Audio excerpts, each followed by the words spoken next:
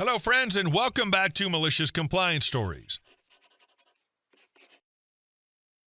Today's story isn't about inheritance or money, even though those things play a role. It's about who shows up, who disappears, and how grief exposes the truth people have been hiding for years.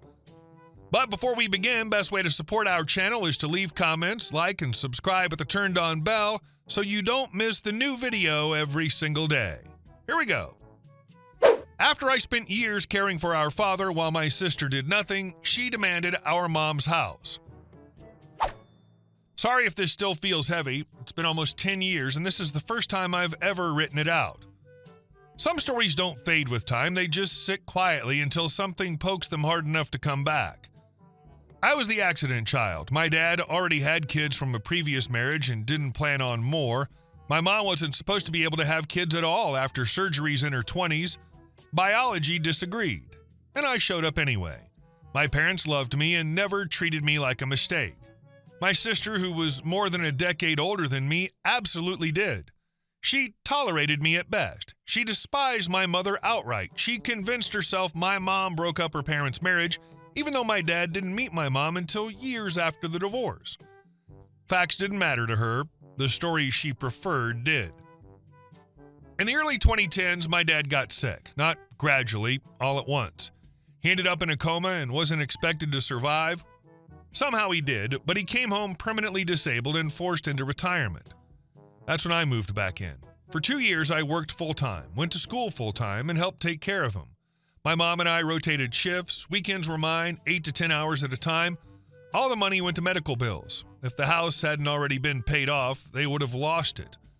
Most of my memories from that period aren't sentimental, they're practical. Helping him to the bathroom, washing his clothes when the meds hit wrong, holding him upright in the shower. By my late 20s, strangers thought I was 40. I looked wrecked because I was. My sister visited a few times a year. She clipped his toenails because he liked how she did it. That was it. She never saw the worst of it, never cleaned him, never dealt with the mess. Somehow, she still found ways to ask him for money even when she knew how bad things were. Then he died. One Friday, he started acting strangely. We took him to the hospital. A minor heart attack spiraled into organ failure. By Monday morning, I was holding his hand while he took his last breath. I'll give my sister credit. She behaved decently at first. That didn't last. We held a small memorial at the house. My brothers flew in. Dad didn't have a will, but he told us what he wanted. There wasn't much, and we divided things peacefully, setting items aside specifically for my sister. When she arrived, she immediately started walking through the house, calling dibs. She got angry when something she wanted had already been promised. She even tried claiming things that belonged to my mother. We shut that down. The memorial itself went fine. The night didn't. I'd been drinking heavily by then. 2 years of stress, grief, and getting laid off the same day my dad died will do that. At one point, we poured shots in his memory. My sister wanted in, then vanished. We waited, checked outside, couldn't find her. Eventually, everyone took the shot. She reappeared, furious, screaming that we didn't come get her. She wandered off to smoke and expected us to chase her down. She stormed out and drove home. A few months later, my mom needed all the kids' signatures to take full ownership of my dad's truck. It was a legal formality. My brothers and I signed immediately.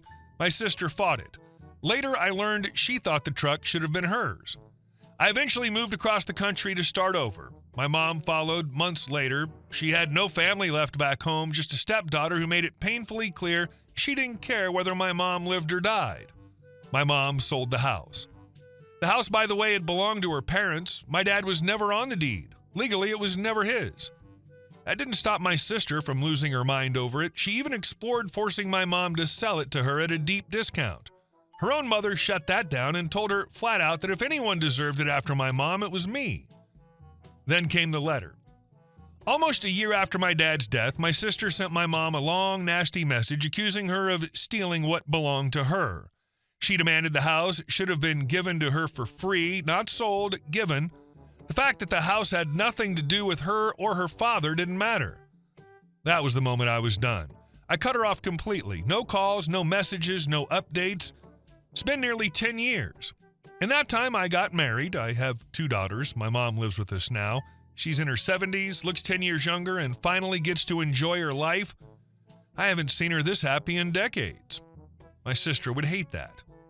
I don't plan on ever speaking to her again. I told my wife the only time she'll ever see her is at a funeral, and even then I doubt words will be exchanged. If I go first, though, I'm leaving my sister something. A custom epoxy display featuring 2 middle fingers and a butt cheek. She earned it. Holy moly. If I were you, I'd create a will that specifically said, due to my sister's behavior and entitlement, I'm leaving her absolutely nothing. All beneficiaries of this will must sign a statement agreeing she will never get anything I have bequeathed them or any monetary value from something I have bequeathed them, or they will have to pay a reimbursement to the state and to the other beneficiaries, or further legal action will be taken. And our next story. I warned a neighbor 3 times not to park on a foreclosed lot. He ignored me. During the housing meltdown, I was a property shepherd. Banks and lawyers did foreclosures and legal stuff. Bailiffs did evictions. I made sure lawns were cut, doors weren't kicked in, there wasn't any trash in the yard, and made sure mystery vehicles weren't parked on the property. Banks were very clear about that. They were very much worried because of insurance and liability, and people might park a damaged car in the driveway and claim it got damaged there, or any other number of issues. Banks were very clear. You may not park on their property. In cases of eviction, things were very much more absolute. Any cars are driven away immediately or towed. It was common for a house to sit months or sometimes years with abandoned cars in the driveway until legal issues got sorted out. As property shepherd on the abandoned properties, I always talked to the neighbors, explained what was happening. If the house was still occupied, I couldn't say much for privacy, and because I didn't know much, but I could at least explain why I took pictures every week. And if the house was vacant, ask if the cars in the driveway were abandoned or belonged to a neighbor. Most neighbors parking there were trying to make the house look lived in, but when I told them the bank's rule and started to keep the yard cut and clean, they were content to move. One thing we couldn't do was remove anything that might have value to anyone. Branches and leaves we could remove, rusted bikes, broken lawnmower, car parts, all that was legally personal property and couldn't be touched without an eviction order. Before an eviction, sometimes the city would come in and remove junk from the yard, in which case they opened themselves up to being sued, so they usually didn't bother to risk it. They were happy to keep writing tickets and hope the bank paid up, far beyond my pay grade. At this particular house, an eviction was coming up. I was not privy to the exact time, but I knew it was in the next 72 hours. I went by the house a couple of extra times. I left a note on the door of the neighbor and finally spoke to him. I reminded him of the bank's rule about parking there and told him that he needed to move his car immediately because the bailiff would be there imminently, and if his car was there, it would be towed. He again said he was doing me a favor by parking there because he was making the house with boarded windows, overgrown hedges, and junk scattered around look lived in. Sir, there will be an eviction soon. Anything on the property will be removed, including your car. It'll be all right. I'll leave a note, and they'll come around and get me to move it. Sir, please move your car. The eviction crew does not need to read your note or call you. And he just walked away. Enter the bailiff. The bailiff's a sworn court officer. He wears a badge, he carries a gun, he ensures that nobody interferes with the eviction. If there are people inside, he escorts them out, in handcuffs if necessary. If anybody other than his crew or a locksmith / somebody to fix a kicked-in door sets foot on the property during the eviction, he will yell at them, then escort them off the property, and arrest them if they cause a problem.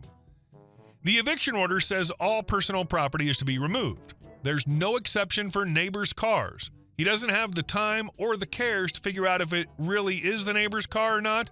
He has 6 evictions to do today, so his crew of up to 10 movers will very roughly throw stuff into a dumpster. I have firsthand knowledge of dumpsters filled with over $100,000 worth of electronics, art, furs, designer goods. Everything except firearms, drugs, and medication goes into the dumpster, or to the curb if the city doesn't require or allow dumpsters. Now, when the bailiff arrives, he counts the cars, calls the tow company for that area, and they either send out that many trucks or plan repeat trips. Apparently, the bailiff showed up at 6 a.m., saw 1 car, and it was gone within the hour. I don't know if the neighbor tried to argue with the badge and gun, but if he did, it would not have gone his way. Later, when I returned to inspect the now vacant house and figure out what needed to be done, a very angry neighbor confronted me. "Where's my car?" "Probably got removed as part of the eviction. The court's number's posted on the door. You can call them." You said I could park there. I told you repeatedly the bank, which owns the house, does not allow people to park on their properties. You'll pay to get my car back. I had nothing to do with towing your car. If you have questions, again, there's the court's number. I'll make the bank pay. What's their number? Me thinking that the bank might have tens of thousands of employees and not knowing the extension for idiots to get payback. I don't have a number for them, but the attorney who handled the eviction is listed on the court order, so you can try calling them. Now, if you'll excuse me, and I went into the house, making sure the door was locked behind me, and before I left, scanned the yard and street from every window there was to see if he was waiting for me. He wasn't. I never did hear if the bank paid to get his car back. Those things were also above my pay grade. I can hear him in front of a judge. I was told I could park there. Judge, who said you could park there? Neighbor, I told myself I could park there. Okay, he wouldn't rat himself out, but it's fun to picture anyway. Judge calls OP. Did you say he could park there? OP, no, I said he could not park there several times. Judge could possibly think up an extra fine for wasting everyone else's time. And our next story. A CEO revoked my signed job offer because of a bad feeling. Years later, my team's honest feedback cost his startup 3 Fortune 500 contracts. About 10 years ago, I found myself unemployed and doing what everyone does in that situation, polishing my resume, rewriting cover letters for the 100th time, and firing applications into the void like it was a full-time job. I sent my information to companies directly, recruiters, headhunters, anyone who might remotely care. Mornings blurred into afternoons, coffee cups piled up, and my browser history became a graveyard of job boards. By the end of the first week, I landed an interview with what I'll call financial startup. Young company, lots of buzzwords, glass-walled offices, and that particular brand of confidence startups love to project. The first interview went smoothly. Everyone smiled, everyone nodded. A few days later, they called me back to schedule a meeting with the CEO himself. The second interview went just as well. At the end of it, the CEO made me an offer. I didn't play games. I didn't pretend to be thrilled and then stall. I told him the truth. I'm very interested, I said, but the offer is lower than what recruiters are telling me I could be making, and I do have other interviews scheduled. I'd like to see everything through before committing. He nodded, said he appreciated the honesty, and we shook hands. No tension, no attitude, just professional. That night around 8:30 p.m., my phone rang. It was the CEO. He told me they really wanted me on board. He said they believed in me, liked my background, and saw long-term potential. Then he sweetened the deal. If I signed with them now, I'd receive a raise as soon as their next funding round closed, one that would nearly double what I'd been making previously. That got my attention. I agreed and asked him to send over the contract. The contract arrived the following Monday. The CEO told me he'd be flying overseas for meetings and would be mostly unreachable for a bit. He said we'd review any final questions once he returned, then finalize everything. I remember thinking how grown up the whole process felt, like I was finally stepping into the next chapter. I read the contract carefully. I had a couple of minor questions, nothing alarming, nothing deal-breaking. As soon as he got back, he sent over an updated version. I signed it immediately. The next day, since my printer/scanner had conveniently died the week before, I went to an office supply store, scanned the signed contract, and emailed it to him. I even double-checked the attachment just to be safe. 30 minutes later, my phone rang again. Same CEO, very different tone. He told me he'd decided not to sign the contract. He said he had a bad feeling about me, that he didn't think I was serious about the role, that he felt unsure about my commitment. Just like that, done. I won't lie, I almost begged. For about 15 minutes, I tried to reason with him. I reminded him that I'd been honest from the start, that he was the one who came back with a better offer, that I had stopped interviewing because I believed we had an agreement. He didn't care. I'm sticking with my decision, he said. I wish you the best. Click. I sat there staring at my phone, feeling like the floor had disappeared underneath me. I'd turned down other interviews. I'd stopped responding to recruiters. I genuinely believed I had a job lined up. The silence afterward was brutal. For the next 3 or 4 days, I barely moved from the couch. I replayed the conversation over and over, wondering what I'd missed, what I'd said wrong, or if the whole thing had just been some kind of power trip. It messes with your head when someone pulls the rug out like that. Eventually, though, I forced myself back into the job hunt. I reopened the applications, returned the calls, scheduled new interviews. I told myself that sulking wasn't going to pay the rent. That turned out to be the best thing that could have happened. Not long after, I accepted an offer at the company I work for now. Better role, better team, and the salary wasn't just higher than Financial Startup's offer, it blew it out of the water. The culture was healthier, the leadership was sane, and nobody ever made vague promises tied to future funding. Life moved on. I forgot about the CEO, mostly. Fast forward to the present. The company I work for now is a cross-industry provider. If a business uses computers or servers, odds are they can use our products. Because of that, we work with a lot of big names, Fortune 500 companies, long-term contracts, deep relationships built over years of not screwing people over. I manage the sales and customer success teams, and every couple of weeks I buy them lunch. It's a small thing, but it keeps morale high and gives us a chance to actually talk like humans instead of calendar invites and dashboards. A couple weeks ago, over sandwiches and bad jokes, someone asked how I ended up at the company. I told them the story, the interviews, the contract, the phone call, the sudden reversal. I laughed about it by then, but I did admit one thing. Part of me still wishes I could stick it to that CEO somehow, I said. Not because I didn't get the job, but because of how he handled it. Someone asked casually, what company was it? I gave them the name. That was it. No instructions, no suggestions. I didn't think anything more of it. I certainly didn't expect anyone to do anything with that information until today. At lunch, the team was unusually cheerful. One of them raised his drink and said, "You're buying next time." I asked, why? Turns out, after hearing my story, they did some digging. They realized Financial Startup was working with several of our financial clients we'd had relationships with for years, clients who trusted our judgment and listened when we spoke. So when renewal discussions came up, my team didn't lie. They didn't fabricate anything. They simply mentioned that we had previously had a very negative professional experience with Financial Startup and were unimpressed with how they conducted business. That was enough. In the span of 2 weeks, Financial Startup lost 3 major multi-year contracts. Each one was with a Fortune 500 company. Each one was worth 7 figures. Quietly, cleanly, no drama, just decisions being made. The deals didn't disappear because of me. They disappeared because trust matters. And when companies you've worked with for years calmly say, "Yeah, we wouldn't recommend them," people listen. I just sat there, stunned, fork halfway to my mouth. I never planned revenge. I never made a call. I never sent an email. I just told a story over lunch.